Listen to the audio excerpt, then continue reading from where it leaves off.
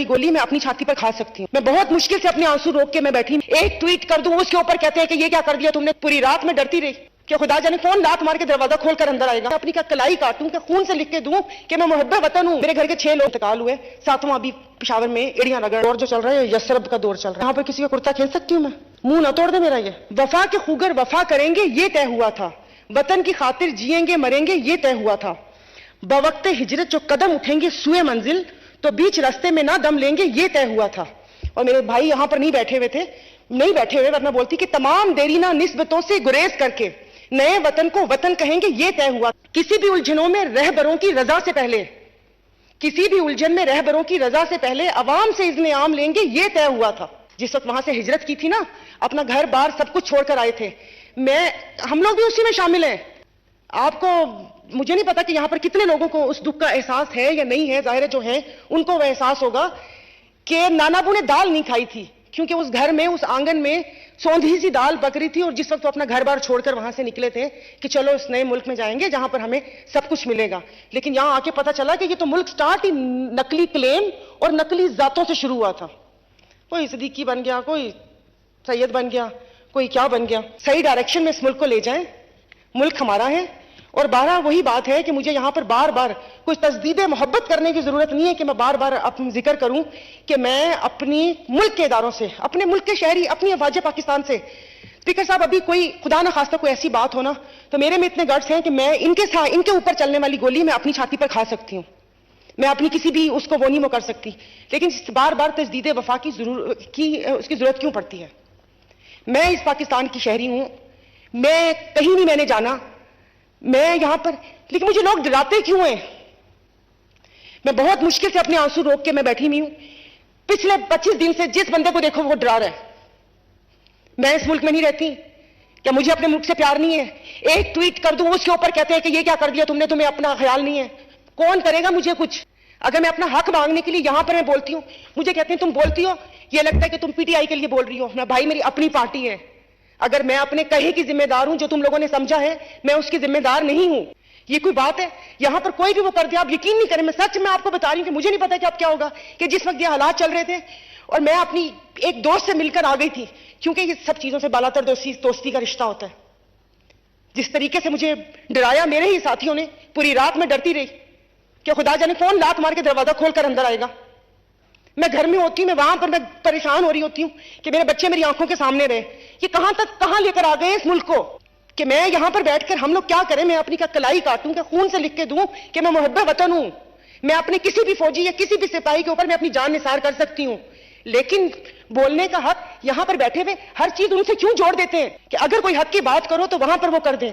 मेरा ताल्लुक बॉर्डर के इलाके से, वहां पर FFC है खाद की। सर ये तो एक बेसिक जरूरत है ना कि अगर कोई फैक्ट्री लगी है तो आपने वहां पर कोई फिल्टर प्लांट लगाना है कि पानी अंदर ना जाए, वो पानी जहरीला ना हो। मेरे घर के 6 लोग कैंसर से इंतकाल हुए, 7वां अभी पेशावर में एड़ियां रगड़ रहे हैं।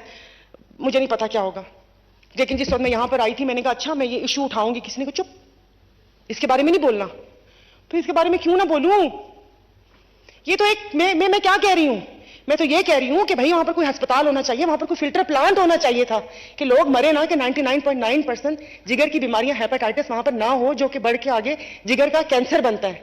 मैं क्यों नहीं बोल सकती? आप मुझे बताएं, पाकिस्तान की शहरी हूं ना, आइन मुझे हक देता है बात करने का। मैं किसी पे कीचड़ तो नहीं उछाल रही, मैं किसी पे उंगली तो नहीं उठा रही, मैं क्यों नहीं बोल सकती? अब यकीन नहीं करें, अभी वहां पर बैठी, मतलब मुझे समझ नहीं आ रहा था, बार बार पानी पी रही थी कि मेरा कोई ब्लड प्रेशर या वो काबू में रहे, कि यहां पर आके बैठ के मैं यहां खड़ी होकर मैं चीखना ना शुरू कर दूं।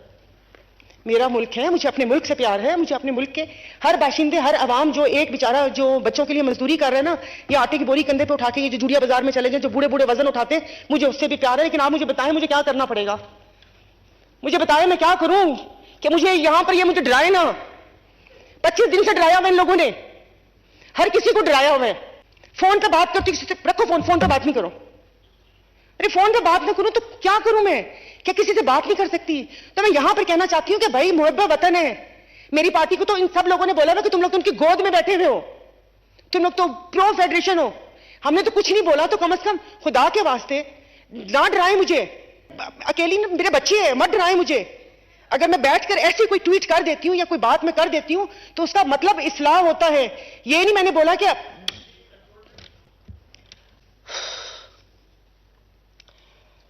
पता नहीं, अब तो बोलने को भी दिल नहीं करता इनको। तो स्पीकर साहब, जहाँ मुल्क की हालत है, चलें ठीक है, रोटी बिजली गैस सबकी परेशानी सह लेंगे, कोई बात नहीं। नहीं एसी चलाएगा ना कोई, 2 कमरों में चलते था, 1 कमरों में सब बच्चे सब लोग सोएंगे, एक वक्त की 1 रोटी खा लेंगे। बाहर से जो कभी कुछ कर लेते थे नहीं करेंगे, वो कोई घूमना फिरना होगा तो एक गाड़ी में ऊपर नीचे होकर बैठ जाएंगे। नहीं डराए मत प्लीज, ये खौफ की फिजा कायम ना करें। मैंने तो यही सुना था कि इन्होंने कहा था वो एटीएम है, मैंने तो यही सुना था कि ओन चौधरी ड्रग डीलर है, मैंने तो यही सुना था फवाद चौधरी लोटा है, अलीम खान बिल्डर माफिया है, जमीनें वो करता है। तो ये सब कैसे इस्तेकाम बख्शेंगे? मुझे भी तो बताए ना, मुझे भी तो बताए ना कैसे इस्तेकाम बख्शेंगे। कि वो अभी पता चला किसी पीसीबी के चेयरमैन पे हो रहा था, उनकी फैक्ट्री सील कर दी।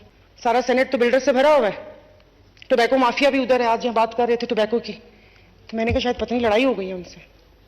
बिल्डर्स कॉन्ट्रैक्टर सब मौजूद है वहां पर, तो फिर कल को यहां पर भी आ जाएंगे। जो करना कर लें, क्योंकि जो भी अगर आप सही करेंगे या गलत करेंगे उसका हिसाब आप लोग खुद आप देंगे। कोई, क्योंकि वो एक जजमेंट डे भी आएगा ना, और वहां पर तो कोई खुफिया वो चीज भी नहीं वो हो सकती, ना कोई सिफारिश कर सकता है, ना रिश्वत चलती है वहां पर। वो आप जाने और आपका काम जाने। लेकिन यहां पर जिस वक्त जो जिंदा है ना, उनको थोड़ा सा जिंदा रहने देते।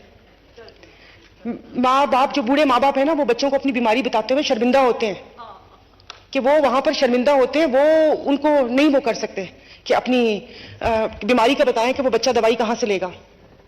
हम बच्चों से शर्मिंदा होते हैं क्योंकि जाहिर है जो माँ बाप है वो सोचते हैं अच्छा कि बच्चे को किसी अच्छे स्कूल में डाल दें, तो उस अच्छे स्कूल में जाहिर है बाकी लोगों के बच्चे भी पढ़ते हैं, फिर सवाल करते हैं, माँ बाप शर्मिंदा होते हैं। तो थोड़ा सा जीने का हक दे दें, कुछ भी नहीं मांगते, सिर्फ 3 वक्त की रोटी और ये जो बेसिक जरूरियात है वो है। हमने तो नहीं कहा कि हुकूमती खर्चों पर आप मुझे भेजें कि और गरीब के 100 खानदानों के पैसों जितना यहां पर दौरे करें, हमने तो नहीं कहा।